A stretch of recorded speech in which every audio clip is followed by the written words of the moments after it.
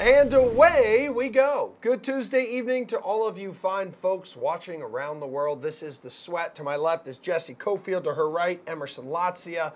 We aim to please. Which these guys do a tremendous job of. Say hello to our NFL panel tonight. DK Live, Steve Buchanan and Reed Fowler, along with this Action Network duo of Anthony Amico and Ian Hartitz. And we're going quad box right off the top. Kind of a big deal on a Tuesday, if I say so myself. So let's put a fantasy spin on today's top NFL news and notes.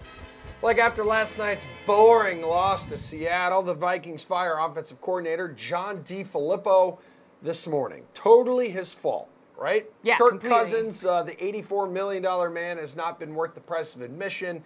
Can't beat good football teams. Go ahead, Google it. He's 4-24 against teams with winning records in his career. And another one comes knocking on Sunday. Steven, what are the chances this guy can bounce back against Miami at home? I mean, first and foremost, he's just so expensive this week to even really consider. He's $6,200. I mean, somehow he's the fourth most expensive quarterback, which is honestly crazy when you think about it. I mean, his matchup was pretty good against the Dolphins defense. I mean, look, they've been ripped recently by the Colts, the Bills, that was a true story, and the Patriots over the last 3 weeks. I just don't see a scenario where I find myself getting all giddy to pay up for Kirk Cousins, who can't even hit a wide open Adam Thielen, who's waving his arms around going, dude, I was your guy for the first 8 weeks. What's going on? And you can't even hit me anymore. And look, the last 5 games, Cousins has ended with hasn't had more than 11 DK fantasy points in 3 of his last 5 games. It's just been an absolute brutal stretch, so I just nowhere near him this week. Yeah, Reed, only 1 game in his last 5 that he's had more than 20 DK fantasy points here. Can he bounce back and gets Miami? Same Miami team that just beat the Patriots.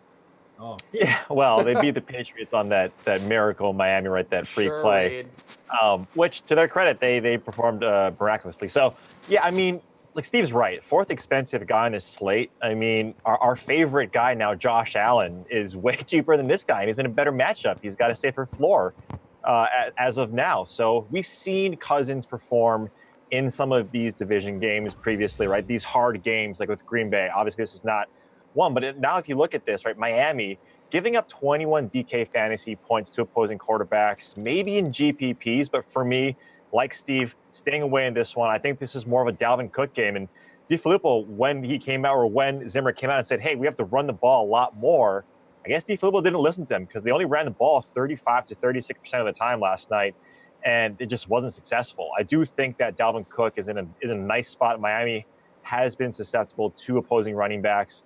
I think that's where they go. I think that's where I'm going to go, as opposed to paying for the 4th most expensive guy in the slate. Yeah, Anthony, you got to be thinking he's way too expensive for the production he's been giving people. I mean, I think, though, that mentality is going to make him an excellent tournament play this weekend. I really do. Miami, 24th in pass DVOA. They allow the 5th most DK fantasy points on the year to quarterbacks. And no Xavier Howard, I think, is pretty big for them. He's going to be out probably still after getting his knee scoped. Minnesota obviously has excellent receivers. I think it makes it a really tough matchup for them. Don't really agree with the move to fire DeFilippo. Don't really agree with the idea that they need to run more to win games. But I think this is a really good spot. I don't think anybody's going to play him because of the reasons that Steve and Reed said. All right, this guy needs to show some kind of signs of improvement here, Ian. Is he going to do it at home against Miami? I think he can do something about that ridiculous 4-24 record against teams with winning records. But I don't know. I mean, I don't think he has the ceiling to really warrant that price tag this week. I'm a little more concerned about the matchup, I think, than these guys, more so just because, look, these are 2 really slow-paced offense, number 16, number 27, situation-neutral pace, real middling 44.5 over-under. I mean, I don't doubt Adam Thielen in particular maybe gets back on track against Bobby McCain in the slot, try to feed the guy that had your offense actually moving to start the season, but it's just not really a good game environment I want to target, especially when Cousins costs as much as he does. So I'll take the Vikings to win, but I'm going to pass on Cousins in fantasy. Yeah, we've already got one Kirk Cousins is trash comment on YouTube. So he's got a lot of fans out there. He's trash. He's trash. Only worth $84 million. $84 million. Yeah. Just think about that. All right. Guys, Austin Eckler of the Chargers is not expected to play Thursday night after suffering a concussion in Sunday's win over the Bengals. LA is also not optimistic that Melvin Gordon will suit up against the Chiefs as he continues to recover from a knee injury. So if both these guys are sitting, is Justin Jackson a must-play in all fantasy formats, Reed?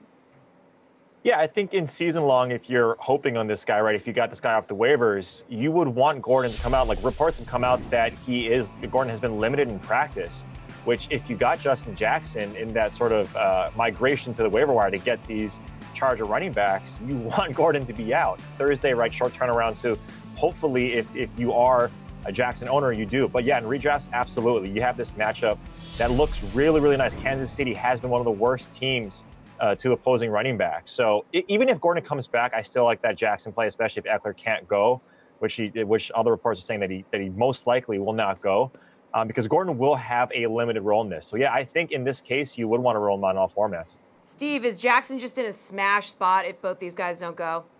I mean, look, if you're in the playoffs, you snag Jackson. I mean, it's not like we're on a fringe matchup where it's like, well, it could go okay. Like, no, this is such a really good matchup for him. You just have to roll with it. I mean, the Chiefs have struggled against the run all season long. They struggle with catches out of the backfield. They're averaging 56 reception yards per game, which is the third highest in the league. You know, on DK, like, he's not going to be a sneaky play. He's on that showdown slate, so really nobody's a sneaky play on showdown. But yeah, in season long and things like that, like, this is a guy who's used to a heavy workload. All 4 years he played in college, he rushed for over 1,000 rushing yards each and every season. So it's not like this guy can't handle any type of heavy workload. So like Reed was saying, even if Gordon is active for this game, how active is he actually going to be? I think you just got to play Jackson. You know, it's end of the year. Can't hold anything back. Ian, what do you think? Are you jumping on this Jackson train? I think the last point Steve made was really perfect about just we have seen Jackson in college handle this really heavy workload. I mean, they gave him the ball any chance they could at Northwestern. He responded with it. He's not that big, only about 200 pounds. You know, a few questions about the pass blocking, but I mean, there's something else called Detrez Newsome in the running back room. He could maybe see a little time, but I mean, Jackson's going to be the guy here. And what we've seen with Eckler, with Gordon, whoever the guy is in that backfield is going to be getting 70% plus snaps. And the fact we have seen Jackson capable of handling that workload before makes me confident he can get it. Quick thing, though, with Gordon, I've just never seen anything like this where the running back seemingly can overrule the medical staff. I mean, that's how Gordon got hurt in the first place. He was limited and apparently overruled the trainers over the weekend, forced himself out on the field. Said today he's a game time decision, even though the team's not optimistic he'll play. So who knows? But I mean, hopefully we get some clarity. Yeah, Anthony, I mean, he's going up against this soft defense. He's going to get all these touches. Are you also on this Justin Jackson train? Yeah, I mean, I think you have to be. Collegiate workhorse with over 120 receptions in 4 years of college. Like, you know, the guy can kind of do it all. Steve talked about the matchup, but I think something that people aren't talking enough about, and probably because, you know, they have a couple of different backs that they've used, the Chargers are second only to the Saints this year in total PPR points at running back. You know, we've seen that split between Gordon and Eckler and a little bit of Jackson. Now we're talking about Jackson potentially getting all of that workload. I mean, I think he's an excellent play, even in showdown, even in Thursday, Monday slates where he's priced up a little bit. I think you got to roll him out there. For the second time in as many seasons, 49ers receiver Pierre Garçon will have season-ending knee surgery. The dude has not been on the field since week 9. And in that time, we've seen guys like George Kittle and Dante Pettis step up for San Fran. So which one do you like in a Week 15 tilt against Seattle, Ian? In this spot, I mean, I think it's okay to ride with both of them. Look, last week we saw the 49ers get back Marquise Goodwin. We didn't see the target share shift overwhelmingly to him, but what we did see was finally someone in this offense that can make defenses back up for a change. I mean, all respect to Kittle, but when your only field stretcher was a tight end, just tough to kind of get those intermediate routes to be super wide open, which, boy, did we see enough of that last week with Kyle Shanahan pulling the string. So, I mean, Pettis, I question the upside a little bit just in any Nick Mullins-led offense. Tough game against the Seahawks. I mean, expecting too much isn't a smart move, but I mean, at least 6 targets in 4 straight games. The floor's there. Kittle, I mean, at this point, we got to call him maybe a top 3 to 5 tight end in the league, depending on how you're feeling about Gronk's resurgence. So I'm fine with playing both these guys. Yeah, Reed, Kittle with 37 DK fantasy points on Sunday. What a ridiculous performance. Yeah, I mean, look, Kittle, like Ian was saying, he's got to be considered one of the top tight ends, especially if you're talking about season long where you drafted him. Now he's the most expensive guy in this slate. And so, you kind of have to break trend. For me specifically, I never really like to pay up for tight end, but in Kittle's case, you might have to. Like, Seattle is pretty good against tight end, right? Outside of Kittle, when they've met a couple weeks ago, they haven't really let up a lot of good performances to opposing tight ends. Now, you made a good point. If you look at Marquise Goodwin, I think he might be the contrarian play. Like, Pettis is getting the touchdown, the touchdown rate or the percentage. He's scoring those touchdowns, 7 targets on average over the last 3 games. But Goodwin is a guy that can stretch the field. When Garcon is out, that A-dot for Goodwin goes up to about 14 yards. And so if you get a Seattle defense, which you can get behind that secondary, they're about 17th in pass DVOA with the deep ball. That could get you a lot of savings. He's a guy that's going down while Pettis is going up in salary. So if I had to choose between the two, Kittle is probably the more secure one, but GPPs, I'd probably go off on Pettis and go Goodwin. Yeah, Steve, what kind of value can Pettis return on that $4,400 salary? Yeah, Pettis is really interesting this week. You know, like you said, only 4,400, seen 7 targets in the last 3 weeks. He's certainly in play for salary-saving options. I mean, there's a lot of expensive plays that look pretty interesting this week, but just going back to Kittle, I mean, his performance last week saved a ton of lineups, especially for me. Shout out to the heavens, baby. This is not a great spot for him, and I feel like a lot of people are going to be going that route just because of what he did last week. But when was there really any time this season where we're like, you're really going to target the tight end against Seattle? They've been pretty solid in that realm. They've only allowed a season high of 79 receiving yards in any game this season, only 4 touchdowns scored at all from the tight end position. So I don't feel like this is a spot where you really want to go after Kittle, especially with how expensive he is. It's not like Kittle's matchup proof at this point. We've seen him bust numerous times this season. So I'm more high on Pettis and Kittle, but obviously I can see why people are on Kittle because of last week. Yeah, Anthony, Steve makes a good point here. I mean, we've seen Kittle boom. We've seen him bust. Is he worth the $6,300 salary? Do you pay up for this tight end? Yeah, I mean, he's worth it, but you probably want to leave it for tournaments. Also want to put on for Nick Mullins. I mean, patron saint of Conference USA quarterbacks right now. Just keep doing your thing. But, I mean, Pettis was the one that went off against Seattle a couple weeks ago. 129 yards and 2 touchdowns on 7 targets. Kittle played well in that game also. Like, I'm sure Seattle's going to prepare for these guys a little bit differently. But now San Francisco is at home. That game was in Seattle previously. San Francisco is underdog in this game again. So, like, I would imagine they're going to be throwing. So I definitely think you can play both of these guys. Pettis probably a little better for cash because of the salary, but definitely both in tournaments. Thank you for your assistance, gentlemen. We're going to chase or fade some game spreads with you coming up. But first, it's NBA Pick and Roll after this. Hey, I'm Adam Kaufman with your DraftKings Fantasy Flash. It's a silly season, folks. In fact, so silly, there is a potential blockbuster on the way between the Yankees and Mets that would result in Noah Syndergaard going from Flushing to the Bronx. It's funny since going from the Yanks to the Mets would be like flushing your New York relevancy down the toilet. Apologies to Robinson Cano, I don't mean it. Anyhow, there are multiple reports now of a 3-team trade also involving the Marlins. You see, their cost-controlled, rapidly improving all-star catcher JT Realmuto would land with the Amazons to offset the loss of Syndergaard. Plus, they desperately need a backstop, not that they couldn't find someone somewhere else. The Finns would fish for some top prospects from the Bombers, which makes sense, but against Syndergaard, he's the biggest prize, and he'd be ticketed for a team that won 100 games last year, at least until the Red Sox almost literally sang them out of the playoffs. Syndergaard's 26. He's won 37 games and 87 career appearances, 86 starts. Flamethrowers posted a 2.93 career ERA in his 4 big league seasons. Thor also has pinpoint control, rarely allows homers, and again, cost control. Guy's not eligible for free agency until 2022. Is all of this likely? No, but it's what keeps the hot stove burning, and it's fun. We've got a little baby basketball slate tonight. So cute. Oh, just 3 games going on, and here to help us navigate said slate are our experts. The Action Network's Matt LaMarca here, and our resident fashion expert, as well as DFS and NBA analyst Jeffrey Eisenman. All right, Jeff, we're going to have you guys play NBA pick and roll. You're new here. It's pretty simple. You choose between 2 players in each position. Tell us why you think your choice is the better option. So we are going to start with the top 2 guys on the slate facing off against each other. Houston's James Harden at 10-7 or Portland's Damian Lillard for $1,000 less. Who do you like more, Jeff? Well, obviously that taking $1,000 less is tempting, but I'm going with James Harden. for a few reasons. First of all, at home, I think that plays a factor. And really, it's kind of funny from here on out. I mean, the Rockets are playing with their backs against the wall. I think they're 14th in the Western Conference right now. So I like Harden. I think that Lillard on the road, a lot of minutes against Chris Paul tonight. That might mean that he's going to pass off the ball a little bit too much. So I say don't leave your money on the table. Take James Harden. Matt, what do you do here? Do you make it rain? Do you pay up for the most expensive player on the slate? I love making it rain. I know you do. Yeah, I'm definitely paying the extra $1,000 for Harden here. It's such a small slate that I feel like paying up for him is wise, just because he's got the best floor out there. He's gone for at least 50.75 in 7 of his past 8 games.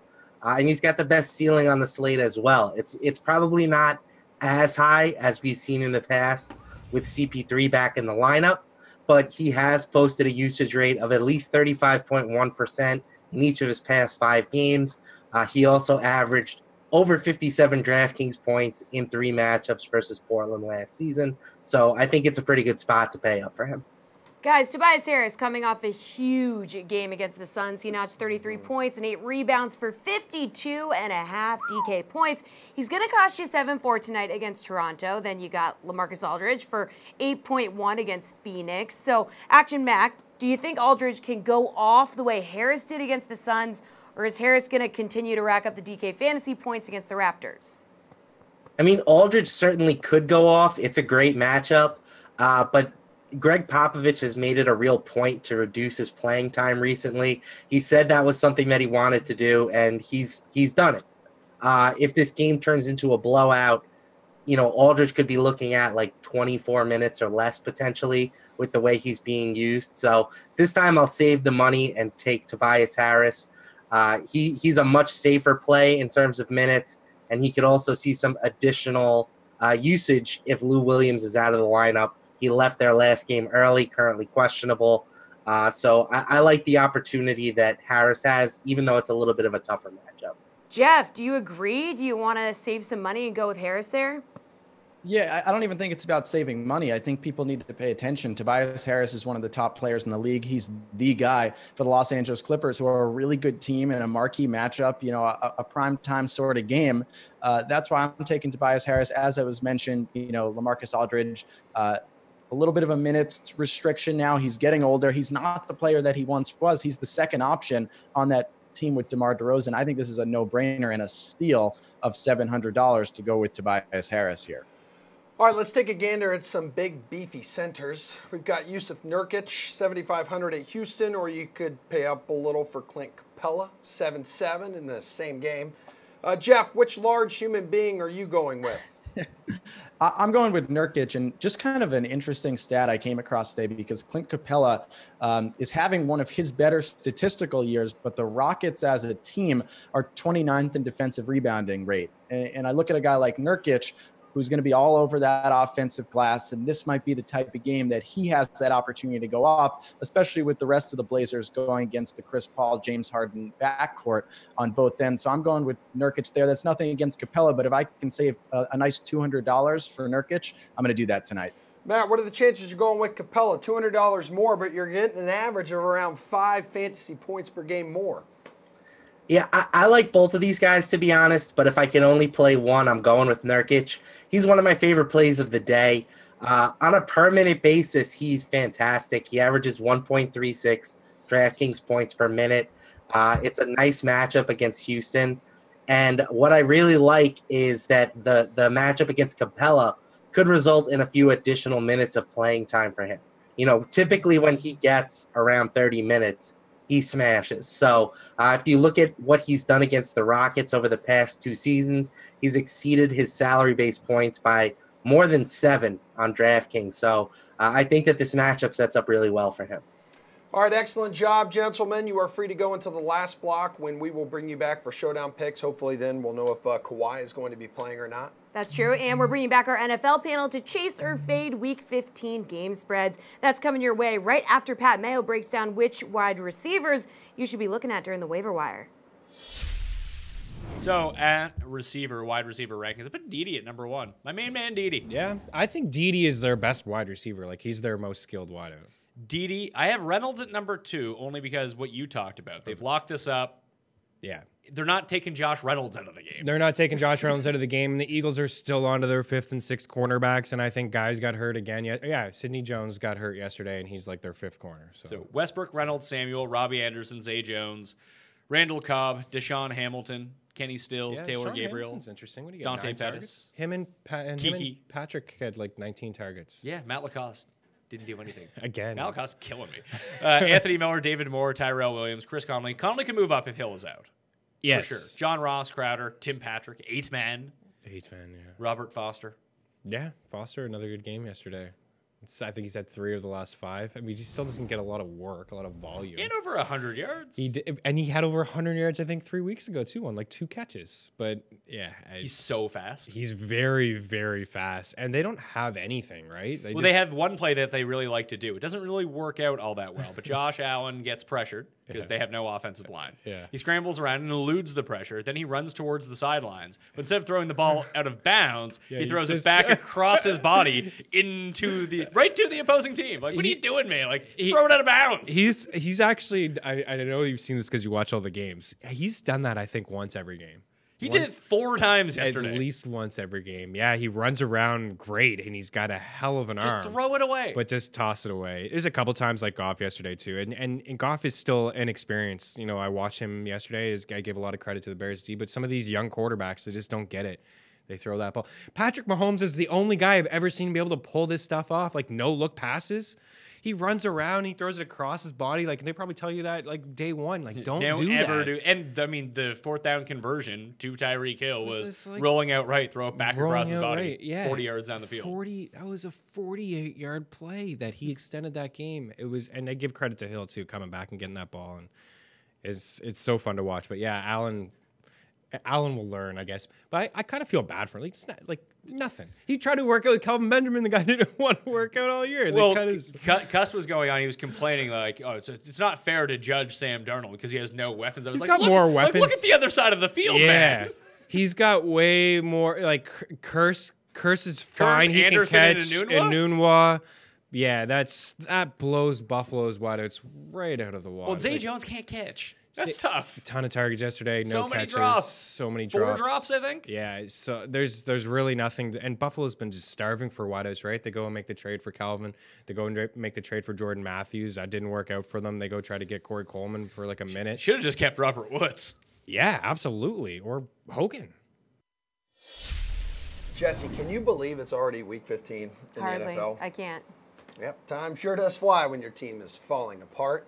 Anywho, time to bring in our experts, DK Live, Steve Buchanan, Reed Fowler, plus our Action Network duo of Anthony Amico and Ian Harditz. Time to chase or fade game spreads, boys. So, Reed, the Raiders are coming off that big win over the Steelers. Now Congrats, they're Reed. hitting the road to face Cincinnati. The Bengals are favored by 3 points.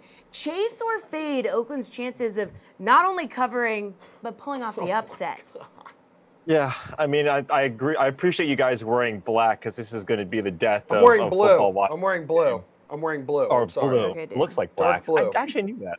My fault there. Anyway, go back to this game. Look, I'm going to chase that they do pull up the upset because it's really pick your poison, right? Cincinnati has a bad defense. The Raiders have a bad defense. The Raiders are only averaging 13 points on the road, but you have Driscoll and company and Marv Jones. These guys, you don't really list a lot of faith right in that defense because Cincinnati's giving up the second most and the most to quarterbacks and running backs respectively. And I really think if you're putting talent up against each other, like, yes, I know Cincinnati has Mixon, but I think Derek Carr is a nice GPP play in this spot because Cincinnati has been bad against quarterbacks. So I think they do go in. Again, I don't have a lot of faith in this team because they've been doing a lot of things that kind of make you wonder if they're actually trying to be an NFL organization. But I do think they go in there and get the upset. Steve, wow, Reed's on the upset train. Do you agree? Yeah, I mean, I was actually honestly surprised that the Bengals were favored to begin the week, but I mean, I guess somebody has to be favored. So, I mean, there's only 2 teams. I think the Raiders have a really good chance of pulling up an upset here. I mean, the Bengals have been arguably one of the worst defenses in the league. And you know what? I've been hammering the Raiders for quite some time, but, you know, give credit where credit is due. Derek Carr and company has been getting it done lately. They've scored 54 points over the last 2 weeks. Carr has thrown for 607 yards with 5 touchdowns. And, like I said, going up against one of the worst defenses in the league, you have to feel pretty okay about this. But in a nutshell, this game is total crap. And if you're actually sitting there watching it, you have to really question what else you could be doing with your time. But, that's what NFL Red Zone's for. So take it what it is. But, yeah, I think the Raiders are in a good spot this week. Anthony, Steve seems to feel like both these teams aren't very good. So do you agree here that Oakland's going to come in and pull out the upset? No, I feel like I have to ingest some sanity. Yeah. Wow, here we go. The Raiders have looked nice and all, like it's cute, but like they played the last 2 games at home. Now they're going on the road. Teams with a sub 25% win percentage, coming off of a home win, are only winning 25% of the time in their next game when they're on the road since 2003. The Raiders stink. Win streaks in general, I think, are going to be hard to come by for them. But the Bengals, I think, are a little feisty. They played the Chargers really tough last week as huge road dogs. Now they go home. I think that they're going to play pretty well. I like the Bengals in this one. Okay. I like Anthony. He's funny. Ian, do you agree with your Action Network comrade, or are you going to go with the DK Live guys? Nah, look, Hugh Jackson couldn't beat the Raiders with the Browns. Now he wanted to do it with Jeff Driscoll on this Bengals team. Free Jeff Driscoll. Oh, my God. No. Look, I do see what Steve's saying. Like, I was ready to write off Derek Carr, 2 years ago. I thought his MVP 2016 campaign was a fraud, but he's putting up those numbers again. If you look at his rates, he's basically been a similar quarterback as he was in his alleged best year ever. So that just shows you what can happen to a team when you just take away all sorts of a kind of explosiveness and then their defense. But hey, I'm just betting against Hugh Jackson. I honestly should have ended it right there. Ian, we've got a close one between the Titans and Giants. New York favored by 2.5 at home. They've won 2 in a row. Maybe they've figured something out here. Chase or fade, Giants covering this? Oh no, not even close. Look who they played since their Week 9 bye when they've had this nice little resurgence. They faced Nick Mullins, Ryan Fitzpatrick in a bad Fitzmagic game. Jameis had to come in and save things. Carson Wentz, they took an L. Chase Daniel and Mark Sanchez, and it's almost been enough for the New York media to talk themselves into another year of Eli Manning. So, no, I'll take the Titans. Even though they might not be the world beaters we thought they were after they beat the Patriots and the Cowboys, still really good defense. We've seen their Marcus Mariota in the pass offense become a little bit more consistent. And if we can even get an ounce of whatever Derrick Henry was on last Thursday moving forward, could be some big things there. And hey, I do want to give the Giants 1 ounce of respect here. Saquon Barkley, he might be having the best rookie running back season we've literally ever seen. So much respect to Saquon. Reed, Giants covering. Yay or nay? Yeah, I'm gonna chase this. I agree with what Ian is saying, but to one of his last points there, Saquon is matchup proof. This guy is having one of the best seasons, not just from a rookie, but from a running back perspective. He's amazing. He's really matchup proof. And so when you go up against that Tennessee defense, what kind of scares you is that they've been playing better against the rush in the past. If OBJ is ready to go and if he's healthy, I think you can really have a 1-2 punch. Look, all of this does rest on Eli's shoulders, which again doesn't elicit a lot of faith. But now you have a Tennessee team that, yes, I know they're playing a lot better. They're playing above their skis. But at the same time, I think if you have a Giants team with momentum, and if OBJ can potentially get maybe 2 or 3 pass attempts as the best quarterback on that team, these guys have a chance, especially with Saquon Barkley. So I'm going to chase this. Anthony, the Giants are 4-1 over their last 5 games here, buddy. Can they cover as 2.5-point favorites? Yeah, maybe my homerism is showing. I don't know, but I'm going to chase this. The Giants, I know the quarterbacks haven't been good, but they still have been winning games for the last month and a half. If you just look at DVOA, though, which is adjusted for opponent, Giants are 14th overall right now, Tennessee 21st. So the Giants are at least like a league average team, I would say, right now. Titans, though, are one of the more Jekyll and Hyde teams in the league. They go out and they beat really good teams like Dallas, and then they lose teams that they should beat. So it's like you never really know what you're going to get out of them. But coming off 2 wins in a row at home, I'm going to say that they struggle on the road and that the Giants keep the streak going. Steven, chase or fade, the New York Giants cover. Yeah, Anthony wants to chase the Giants, but he doesn't want to chase the Raiders. Okay, got it. No, to be fair, I like teams with good players, Steve. No, to be fair, I think this is going to be a pretty close game. I think both teams have good defenses. Ian was kind of harping on the Giants not being as good as they are, but they still got the job done, regardless of what it is. And what I think is really going to make or break this game is not specifically Eli Manning, but Saquon Barkley. I mean, this is arguably the toughest matchup he's going to endure all season long. And the Titans' run defense has been legit. They've only allowed 5 rushing touchdowns on the season, only an average of 25 receiving yards with passes out of the backfield. So I feel like this could really be a spot where if they can't get Barkley going, I don't see how they're going to really get anything going at that juncture. So I think that's really important. But I do think the Titans will take this one. Woo! The Quad Box never disappoints. Thanks, team. Never, ever. We got Hockey Talk with DK Live's Ben Zwyman coming your way right after you get to take a listen to Adam Kaufman chatting with Nick Eatman of DallasCowboys.com. Well, congrats to John Gruden. Raiders aren't going anywhere, but sure looks like the Cowboys are. And Oakland's decision to send Amari Cooper to Dallas, a big part of the reason why. I'm Adam Kaufman with Nick Eatman, DallasCowboys.com beat writer for the last 20 years. Nick, this has got to be a fun one, obviously. I mean, you have seen some things, but anything like what Amari Cooper has done since just strolling through the door? I cannot recall another situation where the Cowboys have added somebody in the middle of the season like that, and he's just changed everything. The approach and the excitement. There's other parts of this team that's helped them win 5 in a row, but the offense has all of a sudden come to life a little bit, and Amari Cooper has done that. And I know you mentioned John Gruden in Chicago probably feels the same way. I mean, I don't know about Santa Claus, but John Gruden has definitely delivered a couple of presents to a couple of cities here this year. Yeah, let's give the guy Executive of the Year. It's just not for Oakland, unfortunately. Cowboys have won 5 straight, and in the 6 games with Cooper, he has just been exceptional. I mean, you're talking 6 touchdowns, 642 yards, 34 catches. Again, in only a half dozen games. He has been absurd, but Dak Prescott obviously has benefited from his arrival as well, and that's not just in the stats. I mean, what's the chemistry you think done for Dak's comfort the last handful of weeks? Well, the term that we heard all offseason was the Cowboys wanted the offense to be Dak friendly. Get things where Dak Prescott can be comfortable with, and you needed guys that could run good routes and obviously catch the ball and go deep. And he does all of those things. And no disrespect to Dez Bryant, he caught more touchdowns than anybody in Cowboys history here. But I think that right now in his career, Cooper does a lot of things that Dez didn't do.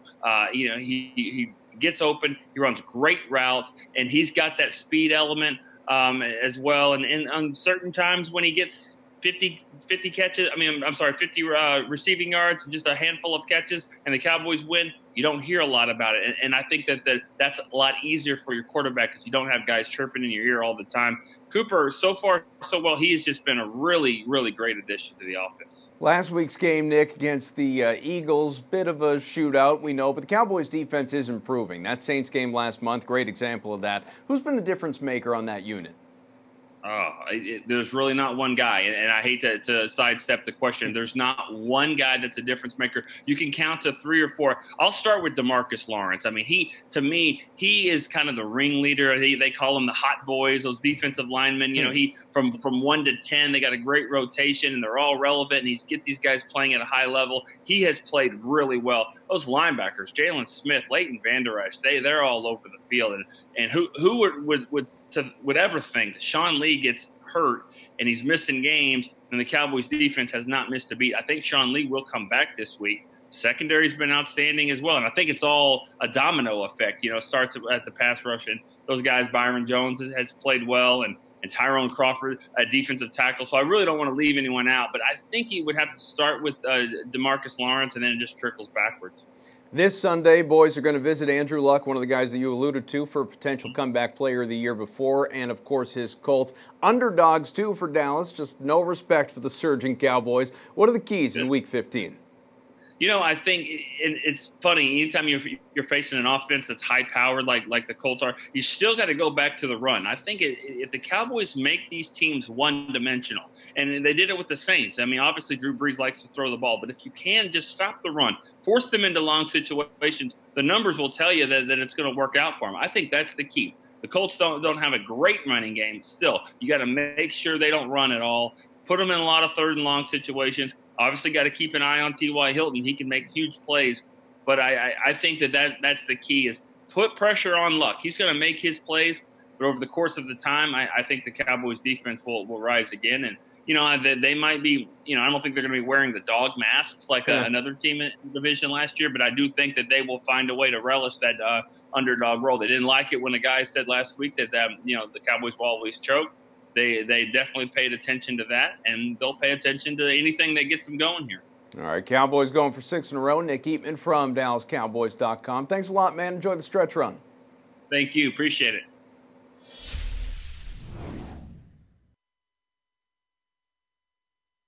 And horrifying news story on this Post-it note, and I need all of you at home to stop what you're doing and listen.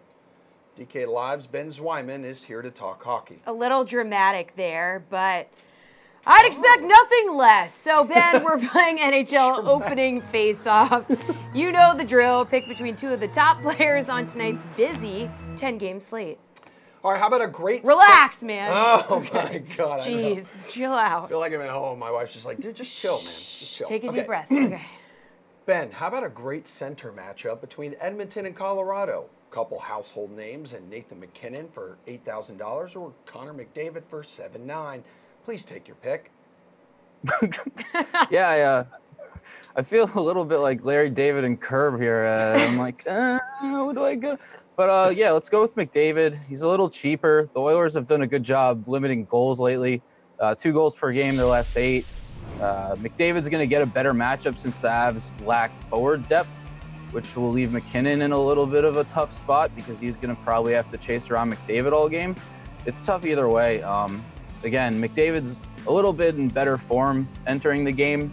He's got 2 goals, 4 assists, 12 shots on goal in his past couple games. So I like him here. Again, cheaper. So yeah, it's tough to pick between the two, but yeah, give me McDavid. All right, Ben, Winnipeg hosting Chicago tonight. So let's take a look at 2 wingers from the same team. Okay. The Jets' Blake Wheeler at 7,400 or Patrick Laine for 7,300. Which one of these guys do you like better? Yeah, you're really not making it easy for me, are you guys? Nope. Come on. Nope. So step it up. Hey. So I'll shout out Neil Parker. He writes some great stuff for us on DK Playbook. He was on Blake Wheeler in his article. I like Blake Wheeler a lot. It's a tough choice between him and Laine, but Laine's been a little cold lately. Wheeler's skating with Scheifele. Nikolaj Ehlers at even strength. That line has combined for 10 goals and 20 assists in their past 7 games. The Peg threw up 6 goals on the Hawks in their last meeting. The Hawks really have been terrible defensively. Cam Ward's a net for them, so a good spot for the Jets. Laine streaky, like I said, but his ceiling's really high.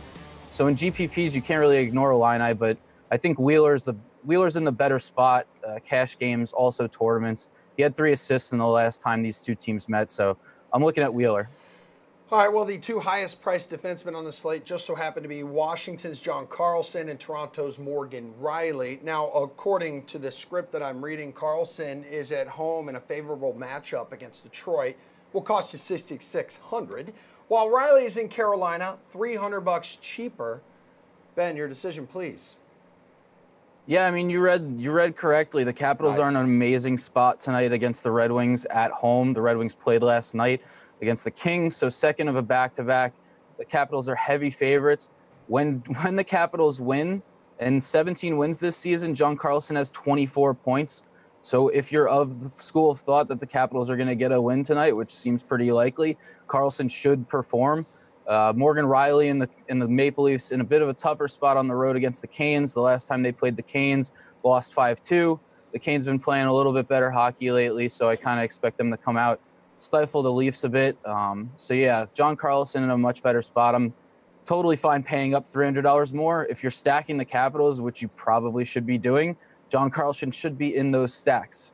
You seem pretty excited about that, actually. Yeah, well, we're talking about the Caps. So Yeah. speaking of favorable matchups, Okay. Braden Holtby is the highest priced goalie on the slate, 8-4 at home against Detroit. So are you locking this guy into your lineup, or are you trying to find a cheaper option, like maybe Roberto Luongo against a struggling St. Louis Blues team at 7,500, or are you going Holtbeast?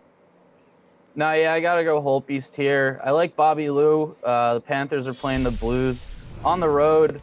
Blues are down Alex Pietrangelo and Joel Edmondson tonight, so their blue line's a little thin. But again, I mentioned before, the Capitals are in too good of a spot. They're favored by a ton. They've been playing great lately, 8-2-0 in their past 10 games. They're 8-4-2 at home this season, so looking really good for Holtby to get a win in this game. I guess the only thing I'd worry about is you have to pay $8,400 for him, which is obviously a lot for a goalie. So you're going to take up a lot of salary, and plus his ownership will likely be pretty high. But again, Holtby is in a smash spot. Maybe he doesn't see a ton of shots against the Red Wings on a second of a back-to-back, but cash games, you really can't go wrong with Holtby in your lineup. Benjamin, real quick, slate-approved pick. Papow, Mark Stone of the Senators. A little bit of a contrarian pick here. The Predators are at home. They're pretty good, but they've been dealing with a lot of injuries lately. Mark Stone's price is down to $4,800. 3 games ago, it was $6,800. That's a $2,000 difference, which is very, very notable. It's also notable that Stone has 6 goals in his past 8 games. So yeah, I'm looking at Stone as a very good GPP play. Senators, pretty good GPP stack if you're looking to get a little crazy. Okay. We're always looking to get crazy here on the Sweat. We always are. That's going to do it, Ben. Look in your eyes. Please enjoy your evening. We're heading back to the NFL after a quick timeout.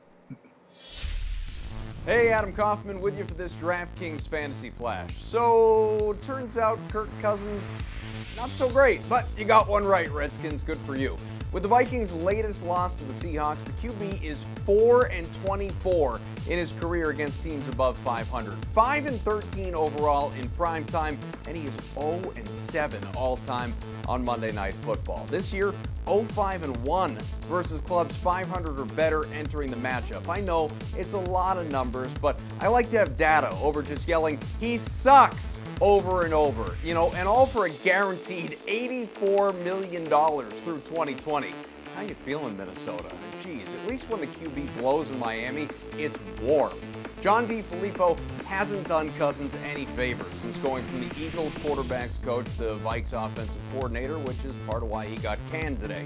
He and Cousins arrived to a team that went 13-3 and reached the NFC title game with Case Keenum under center, and they have reshaped the squad into a 6-1 inconsistent disappointment. Oh, and they're 18th in the league in scoring, with arguably the best receiver in the game at their disposal, not to mention Stephon Diggs. But yeah, Adam Thielen, the same guy who seemed visibly and audibly frustrated with Cousins in Seattle.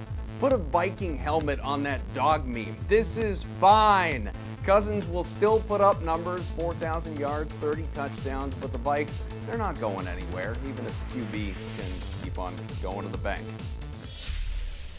Price check time with the fearsome foursome, DK Live duo Steve Buchanan and Reed Fowler, plus our Action Network team, Anthony Amico and Ian Harditz. Guys, we're running a little tight on time. We will hit the skip intro button on your answer if it is too long. Aaron Rodgers is only 5,700. Seems like a steal, but he's facing the formidable Bears defense at Soldier Field. Steven, you like this price as possible value, or are you staying away from anyone facing the Bears? You're shaking your head no.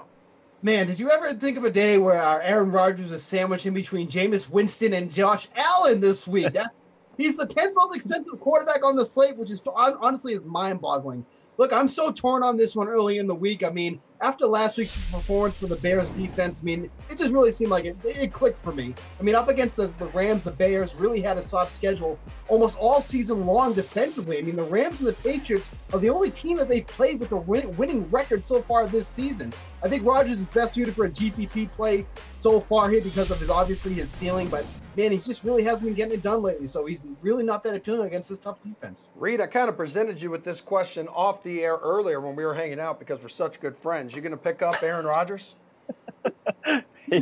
Yeah, I mean, like Steve's right. He stole my Josh Allen line because that's just crazy. Do you pay up $100 more, right, for Josh Allen? I think if you look at the matchups, I think you'd be inclined to say, yeah, because look what Chicago's defense has done against opposing quarterbacks. It's like you don't really want to play anyone. Having said that, like Devontae Adams is matchup proof. So if you want to potentially play someone, I would go there. If I'm going for savings, we talked about it earlier, Derek Carr is someone I'm looking at. Dak Prescott, I think it's going to be a good game with Indianapolis. So I'd rather go there than roll the dice for DFS. Now, season long, if Rodgers is your quarterback, you got to go with him in the playoffs. So for DFS, I'm going elsewhere. And how scared are you thinking about putting him in your lineup going against this Bears D, dude? I feel a lot more confident if we thought Rodgers might even have a little bit of protection around him. I mean, last week they were without both their starting guards and their starting right tackle, Brian Bulaga. I mean, I was expecting a major, Aaron Rodgers trying to prove to everyone how he was not the problem and, their season type of game last week. I think a lot of people were expecting that, and it's not really what we saw. I mean, didn't even throw for over 200 yards, convincing when they didn't need him to. I get that, but it's still just another game this season that we really haven't seen. Aaron Rodgers is just ceiling that. I'm not sure he'll be able to draw out against the Bears, but yeah, need to see that offensive line get healthier if I'm going to take a chance here. I will say, I mean, an incredibly talented Bears defense and everything, but they lost their starting slot corner, Bryce Callahan, to a broken foot today, and we saw Leonard Floyd get really banged up. So, I mean, they're awesome, but if we start taking away a few of these starters, might not be quite as awesome. Anthony, you think there's a better chance that he's chalky because of this price, or that he's going to have low ownership because he's going up against the Bears defense? Yeah, I'd imagine that a lot of people don't play him after seeing what the Bears just did to the Rams at home, but I guess anything's really possible. He definitely has name value. For me, it's really just about Rodgers on the road. I mean, since 2014, his average plus minus is 3.4 points better at home than on the road. He's particularly struggled in road division games with a negative 1.1 average plus minus since 2014. So, yeah, I mean, I think the Bears are a little fraudulent. I'm not really sure that they're for real, especially with some of the injuries. But when you look at the offensive line play and Rodgers historically on the road, I just don't think I can play him. All right, guys, Adam Thielen going to cost you 8.6 against Miami this week. His price tag makes him the highest-priced wide receiver on the slate, and that price is up despite having one of his most disappointing games of the season last night against Seattle, tallying under 13 fantasy points. So, Ian, do you trust him enough this week against Miami to pay 8.6 for him? Oh, I love it. We were talking a little bit earlier about number one Dolphins cornerback Xavier Howard kind of having this knee issue that could swing things, but I think that's more of a positive negative situation for Stephon Diggs. I mean, we're looking at Thielen in the slot here either way, and the Dolphins nickelback Bobby McCain, PFF's number 91 overall corner out of 113 qualified players. So he has been very bad. Now, maybe they don't, leave him out there. Have a worst case scenario of Adam Thielen running most of his routes against Minkah Fitzpatrick, who, hey, really talented first round pick, still a rookie, still facing one of the best receivers in the league. So, what better way to get the Vikings offense back on track than to feed the guy who had one of the best starts of the season in NFL history? And I think he's got the matchup to really take advantage of that this week. So I'm all over Adam Thielen. Steve, you think Thielen's going to be a boom this week? I mean, it's amazing to think how this season has kind of turned around for him. I mean, this is someone who was averaging over 100 yards for 8 straight weeks, and since then he's averaging only 62. Now, granted, that 8-week stretch, that was not sustainable. I mean, you're not going to be able to get over 100 receiving yards each week. But, my concern here is with Cousins. Cousins just looks so bad lately. I can't trust that he's going to get the ball to Thielen effectively. I mean, before Monday's matchup, obviously his salary's gone up $400 since last week. I just feel like I can't pay up for Thielen in this spot, especially when Juju Smith-Schuster, and in such a great matchup this week, is $600 less. I just feel like paying up for Thielen is just not the way to go this week. I can totally understand because running back's kind of a mess this week. It goes from 9,000 all the way down to 7,000 in that range for salary, so you definitely can fit him in, but I just don't think I'm going Thielen this week. Anthony, Cousins not targeting Thielen a lot in their loss. I mean, what do you think? Do you want to pay up for this guy this week? Yeah, I mean, maybe not in cash games just because of the high salary and what I think you probably want to do at the running back position, but I mean, Thielen's obviously a great tournament play. If I like Cousins, which I said I did before, obviously I have to like Thielen. I mean, he has the 4th highest average DraftKings fantasy points in the year, even with a poor performance on Monday. Most importantly, he remains 6th in weighted opportunity rating, combination of air yards and target share. He's getting a really high volume of low ADOT targets. That's kept his catch rate over 70%, so just really safe, very similar kind of guy to Michael Thomas. I'm buying a bounce back here. Ooh, we got a bounce back. Reed, do you agree? You think it's going to be a bounce back week for Thielen? Yeah, I think he's going to play it better, but I'm with Steve on this one. I think if you're looking at the guys to pay up for, the guy right below him, Antonio Brown, in a much better matchup. Like the best receiver that we saw last week's slate was $6,600 and Amari Cooper. And so you can find value with receiver, and especially with these matchups that are coming through. Like Thielen, like Steve mentioned, he was averaging something that was unattainable probably over the entire season. But someone that I'm hard-pressed to trust, especially we don't know what this offense is going to look like without DeFilippo. Maybe that was a lot of him feeding Thielen and Stephon Diggs, not necessarily going to the run. We just don't know, right? And to pay the highest price at that position is something that's hard to trust. Like the matchup and like Ian was mentioning, but in terms of how this pans out, like I mentioned earlier, I think this is going to be more of a Dalvin Cook game. For that reason, I'm going to fade his price tag. All right, try to get some rapid-fire answers from you on this last one. Anthony, Tennessee's Derrick Henry coming off a monster game against the lowly, pathetic Jaguars. 238 yards, 4 touchdowns, 50 DK points, only 5,000 against the Giants. Is he a steal, or is this just a flash in the pan? Yeah, zero chance I'm playing Derrick Henry. I mean, it's the only game all year he's gone over 60 yards rushing, and he doesn't catch passes. I'll keep it nice and short for you guys. Do you play him for 5,000, Steve? Nope, it's a trap. Went up 1,400 from last week because of his monster performance. Not sustainable. Still pretty much in a 50-50 split with Dion Lewis. Forget it. It's a trap. Ian, what do you think? It is. Yeah, I mean, 5,000, we can call that cheap, but it's his highest price since week 2. So I'm not, chasing that much salary in a 1 week swing historically just doesn't pay off. So I'm out. Reed, you probably love this guy. I just love that he beat the Jags. No, the Giants are a good matchup, but it's Dion Lewis. I mean, look, it's not Derrick Henry. He was averaging 8.75 points before this big performance the last 4 weeks. If anyone out of that backfield is going to be it, it's going to be Dion Lewis. Cool. All right, football fam, excellent work. You guys are done for the night. Be free. Emerson, not you. We still have NBA Showdown picks to get to. I'm Tara Lenazak in with your DraftKings Fantasy Flash. The Sixers seem to be on the road to being a healthy team, but one of their stars went down last night. Jimmy Butler exited Monday's 116-102 win over the Detroit Pistons early with a strained groin and did not return back to the court. Butler left with 2:20 left in the first quarter after going scoreless, but contributing 4 rebounds and 2 assists in just 10 minutes. Since Butler joined the Sixers, he has averaged 21 points per game, and Philly has gone 10-3 with him in the mix. If the Sixers swingman misses some time, it opens the door for the team's young stars Joel Embiid and Ben Simmons to lead the team once again.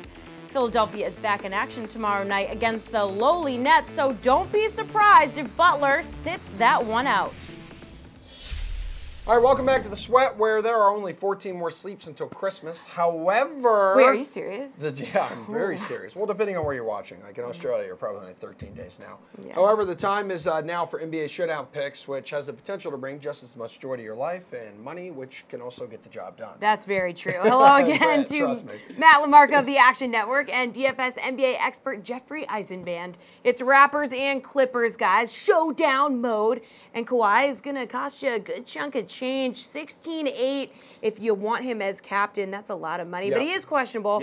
We don't know what's going on yet, so are you staying away from him and going with someone else as your captain, Action Matt? Yeah, this is interesting for me. I'm normally not a big fan of paying up for superstar types at the captain spot in these showdown slates, but this is a different kind of slate. There aren't like a ton of guys that I feel like you need to jam in here, especially if Lou Williams is out for the Clippers. That's going to give us plenty of value on that side of the ball. So if Kawhi is active, he's got the highest ceiling on the slate by a pretty wide margin. So I have no problem using him at captain, but either way, you want to use him somewhere. So if you're not going to captain him, utility is fine too. Jeff, are you also opposed to spending the big bucks and captaining the star? Well, I'm nervous right now because Kawhi is apparently questionable for tonight. And even if he plays, there's some question as to what his health is at this current moment. And a guy I talked about before, Tobias Harris, is the guy on the Los Angeles Clippers. I'm looking at him at 14,400 as my captain. You know, we talk about Lou Williams might be banged up and might not play tonight. I mean, in terms of the scoring punch, in terms of the offensive punch, I'm looking at Tobias Harris as the guy in the Clippers. I think this is, it's not his breakout game. He's broken out, but I'm rolling with Tobias Harris hard tonight. Yeah, guys, it is a late tip, 10:30 Eastern time, so keep an eye on the DK Live. Keep your eyes on DK Live, yeah. Okay, that's important. We'll have the latest there for you. A couple Clippers in the same price range. Danilo Gallinari, 6'5". Montrezl Harrell for $100 more. Who do you like more tonight, Jeff? I wrestled with this one a little bit because Gallinari has been getting more minutes and he's having a great season. But the Raptors play, it's funny, the Raptors have the best record in the NBA and they're playing old school basketball. You know, they're bringing Ibaka and Siakam and Valanciunas in and they're playing a little bit more of a big man big man type game. I think you'll see Harrell play a few more minutes for the Clippers. So I see his rebounding going up above his normal average. So I'm rolling with Harrell tonight over Gallinari. Matt, who do you like? I agree. It's close. I'm going to give the slight edge to Gallo. 37 minutes in his last game, which is not surprising considering what happened with Lou Williams.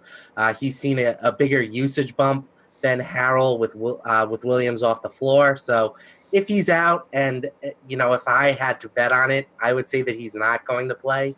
I think that Gallo is in the better spot. Guys, Kyle Lowry has been struggling of late, averaging just 3.7 points per game over the last 4 contests, and he's shooting 3 for 25 from 3 in that stretch. How hard are you fading him tonight, Matt? Not fading him. What? Yeah, I mean, if Leonard is out, he becomes like the no-brainer captain play because his salary has come down quite a bit given his struggles.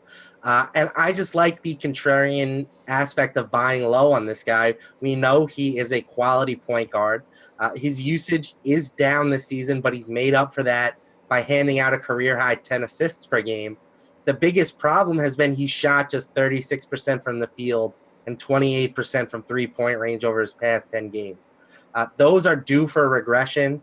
If you look at the Clippers side of the ball, Shai Gilgeous-Alexander could be a great defender. Patrick Beverley has been a great defender, but neither is really a great defender at the current moment. Both guys are outside of the top 20 in terms of defensive real plus minus among point guards this year. So the matchup doesn't really scare me, and I think it's a good time to get him at potentially lower ownership than you would if he had been playing better. Jeff, this is shocking for us here. Actually, Matt just saying he's gonna go with him, not fading him. Do you agree?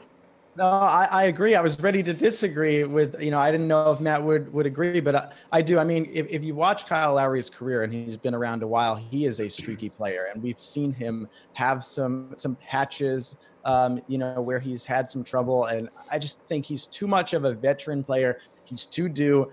We don't know how Kawhi is going to look tonight. This is a marquee game. This is the time when a veteran like Kyle Lowry rises up. Although I will say I was a little hesitant because of the Patrick Beverley factor, and we'll get to that in a second. But expect a lot of minutes from Patrick Beverley if Kyle Lowry gets hot tonight. Jeff, where are you grabbing some value in this showdown? Well, I'll segue that into, I guess, Patrick Beverley, because I think this game is primed for Kyle Lowry to play a big part. And I think this is the type of game where you see the Clippers use Patrick Beverley a lot more as that on-ball defender against Lowry. And I think he's at, I'm going to check it right here, but he's at 3,800 Patrick Beverley. In my mind, he's going to play a lot more minutes than he normally does tonight. So that's a steal. Maddie, people at home need some value, kid. Help them out. Yeah, Beverley, my favorite value play if Lou Williams is out. Also think you can look at Shai Gilgeous-Alexander and Avery Bradley. All three of those guys played at least 34 minutes in their last game. Gilgeous-Alexander is a little bit more expensive. Beverley is on the cheaper side, and he gives you a nice point per minute type of output. Avery Bradley is pretty much garbage at this point, but he's so cheap that you have to consider a guy playing that much playing time at his current price tag. And then, of course, we have to mention Boban. Boban Marjanovic, just an absolute monster when he's on the floor, over 1.5 fantasy points per minute, and he's super cheap. He doesn't play a lot, but he is starting. Expect him to see like 16 minutes, and he can give you 30 fantasy points in that amount of time. All right, guys, slate-approved pick time. Who's the lock for your roster in this game, Matt? Lock for me is going to be Boban. I think he's too cheap for the role that he's playing. Ooh, too cheap for the role he's playing. Jeff, hit us with that slate-approved pick. Pascal Siakam. If you're not watching Toronto Raptors basketball, this is a guy on the rise. He's $200 cheaper than Serge Ibaka. I think he's going to pass Serge Ibaka as the season progresses. I'm going with Siakam. Matt, was that a giggle that I heard from you? Yeah. When Jeff dropped his... No, that was a cough. I'm dealing with a little cold at the moment, if you can't tell. Well, turns out my co-host is also playing through injury. But that time of year. I'm fine now. Yes, you are. Thank you very much. You look All a right. lot better today than you did yesterday. Thank you so much. I appreciate that. Guys, thank you as always. Excellent stuff. That's a show. We'll be back. That is a show. Tomorrow. Yep. What time? 6 o'clock Eastern time. Yeah, and we're going to be on Twitter, Facebook, YouTube, DK Live app, everywhere. Again, it's important. Kawhi Leonard, everyone's wanting to know if he's going to play tonight. Yeah. 10:30 tip in LA. Keep an eye on that DK Live app. Yeah, because you don't want him Follow in him your on, roster if he's not playing. That's bad. It's a lot of money. Very that you're just bad. throwing Very away. bad. Yeah, all right. Well, we'll be back tomorrow at 6, and we'll see you then.